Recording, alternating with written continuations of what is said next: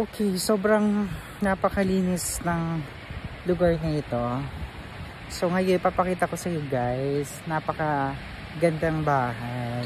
So eto. So napaka ganda ng kanyang tayo dahil ang view niya is eto, dagat. So it's a glass house. Okay.